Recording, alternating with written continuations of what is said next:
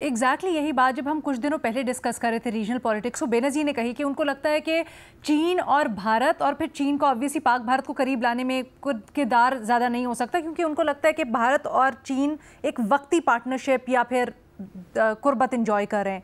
बेनज़ीर, आपको ये जो अब ऑप्टिक्स थे एससीओ में, वहाँ पर भी यही लगा, या फिर आपको लगता है कि जिस तरह से चीन अमेरिका के खिलाफ सामने आ रहा है, भारत उसके पीछे आएगा और ये एक गेम चेंजिंग फैक्टर हो सकता है पाक भारत ताल्लुकात के लिए भी और दीगर चीज़ों के लिए भी?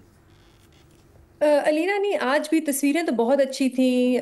प्यूटिन, नरेंद्र मोदी की, प्रेसिडेंट शी की, वो हाथ मिला रहे थे, हंस रहे थे, बातचीत कर रहे थे। लेकिन जैसे मैंने पहले भी कहा कि बहुत ज़्यादा लॉन्ग स्टैंडिंग इश्यूज हैं भारत और चीन के दरमियान, जो रातों रात हल नहीं हो सकते। आज भी अगर आपने देखा नरेंद्र मोदी की तकरीर में, उन्होंने तनकीद की किस पे? चाइना के बेल्ट एंड रोड प्रोजेक्ट पे। अच्छा, उन्होंने नाम नहीं लिया, लेकिन उन्होंने तनकीद की कि ऐसे मंसूबे नहीं होने चाहिए जिससे दूसरे ममालिक की सॉवरेनिटी पे असर पड़े। तो उनका इशारा जो था वो बीआरआई की तरफ था। और फिर इसका उन्होंने उनकी मिसाल दी कि देखें, हम भी तो चाबहार पोर्ट बना रहे हैं, लेकिन हम किसी मुल्क को डिक्टेट नहीं कर रहे। तो ये इस चीज से जाहिर होता है कि अभी बहुत ज्यादा इश्यूज हैं जिनको रिजॉल्व करने की जरूरत है। और भी बहुत से ममालिक हैं एससीओ समिट में, क्योंकि ये सब इस रीजन का हिस्सा है, इनके बॉर्डर लगते हैं, जिनके दूसरे मसाइल हैं। लेकिन मैं ये जरूर कहूंगी कि ये बड़ी इंटरेस्टिंग एससीओ समिट थी, क्योंकि इसमें सबकी नजरें तीन ममालिक पे थी: रशिया, इंडिया और चाइना। और इन तीनों ममालिक की जो मैसेजिंग थी वो एक मुल्क की तरफ थी, और वो थी अमेरिका की तरफ। चाइना की मैसेजिंग क्या थी? चाइना की मैसेजिंग दुनिया के सामने ये थी कि देखें, इस वक्त जो अमेरिका की पॉलिसी है, हमारी उसकी ऑपोजिट पॉलिसी है। हम एक ऑल्टरनेटिव है इस वक्त। जो अमेरिका की जो डोमिनेंस है और हेजेमनी है, उसका ऑल्टरनेटिव कौन है? वो हम है। अमेरिका की इस वक्त क्या पॉलिसी है ट्रंप के अंडर? अमेरिका फर्स्ट, जिसकी वजह से वो अपना सिर्फ इंटरेस्ट देखते हैं, और जिसकी वजह से वो आजकल फॉरेन एड भी काट रहे हैं, कम कर रहे हैं, टैरिफ्स लगा रहे हैं, बुली कर रहे हैं। बड़ी अग्रेसिव सी उनकी फॉरेन पॉलिसी है। ईरान में जाके उन्होंने बॉम्बिंग की है। चाइना ने क्या मैसेजिंग की इस प्लेटफॉर्म से? चाइना ने कहा एससीओ समिट पे कि आए इकोनॉमिक कॉपरेशन पे बात करते हैं, स्टेबिलिटी पे बात करते हैं, एससीओ डेवलपमेंट बैंक बनाते हैं जिसमें हम पैसे देंगे, और जो एससीओ मेंबर स्टेट्स हैं वो वहां से लोन लेके डेवलपमेंट पे काम कर सकते हैं। एक और चीज जो बड़ी इंटरेस्टिंग है मेरे लिए, वो है ये जो मिलिट्री परेड होने जा रही है। अच्छा, इसके बारे में मैं पढ़ रही थी। चाइना में कहा जाता है कि ये जरूरी नहीं है करना, और हर साल नहीं होती, लेकिन इस बार एक बहुत बड़ी मिलिट्री परेड की जा रही है। इससे भी एक मैसेज ये जाएगा कि अस्करी तौर पे भी चाइना जो है वो बहुत मजबूत है, और वो मिलिटरीली भी कोऑपरेट करना चाहता है बहुत से ममालिक के साथ। क्योंकि कहा यह जा रहा है कि जो तस्वीरें आएंगी यहाँ से, वो आएंगी प्रेसिडेंट शी की प्यूटन और नॉर्थ कोरिया के साथ, क्योंकि मोदी जो है वो तब तक जा चुके होंगे।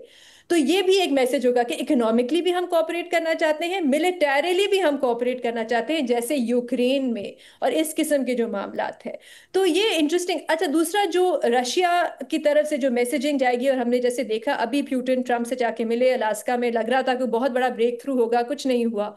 उसके बाद मेरे ख्याल से रशिया की तरफ से भी ये मैसेज जाने की कोशिश की जाएगी कि हम आइसोलेटेड नहीं है, हमारे साथ अभी भी बहुत से बड़े ममालिक हैं। आपने देखा कि प्यूटिन जो है वो नरेंद्र मोदी के साथ गाड़ी में बैठ के एससीओ समिट गए, और घंटे की उनकी बात हुई। और फिर वहां गए, वहां पर प्रेसिडेंट शी से मिले, और वो हाथ भी पकड़ा हुआ था और वो बातें भी कर रहे थे। ये सारी जो है ऑप्टिक्स, वो सिर्फ और सिर्फ अमेरिका के लिए है। इसी तरह भारत का भी जो ऑप्टिक है वो इसमें यही होगा, अमेरिका को यही मैसेज भेजने की कोशिश की जाएगी कि आपने अगर हमें बुली किया, तो हमारे पास ये एक और ब्लॉक है चाइना का जिसका हम हिस्सा बन सकते हैं, तो हमें मजबूर ना करें इस। लेकिन जैसे मैं पहले भी बात कर रही थी कि नेचुरल अलायंस मुझे नहीं लगता अभी इन हालात में इस रीजन में चाइना और इंडिया के दरमियान बन सकता है। ये एक नेचुरल कंपेटिटर्स है इस वक्त। आगे क्या होता है मुझे नहीं पता, लेकिन इकोनॉमिकली हाँ, को कॉपरेशन जरूर हो सकती है भारत और चाइना के दरमियान। क्योंकि जैसे मैंने पहले भी बताया था कि भारत में इस वक्त इकोनॉमी का मसला है, उनकी मीशत जो है उस तरह ग्रो नहीं कर रही जिस तरह वो एक्सपेक्ट कर रहे थे। तकरीर में भी तो कहा वो आज मोदी ने चाहेंगे अपनी।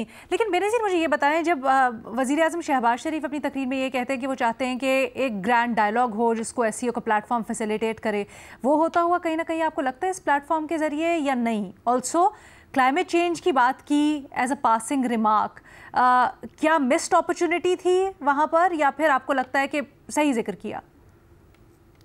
बहुत अच्छा जिक्र किया। और मिस्ड अपॉर्चुनिटी, क्लाइमेट चेंज तो एक ऐसी चीज है जो बाउंड्रीज और बॉर्डर्स तो देखता ही नहीं है। हम्म। जहां तक एससीओ के प्लेटफॉर्म की बात है, देखिए जैसे साफी साहब कह रहे थे, ये एक बायलैटरल प्लेटफॉर्म हम्म। नहीं है, ये एक मल्टीलैटरल प्लेटफॉर्म है। और माजी में भी हमने देखा, आपको याद है बिलावल भुट्टो ज़रदारी साहब 2023 में गए थे एससीओ समिट में भारत, उसके ठीक बाद है। क्या हुआ? कुछ नहीं हुआ।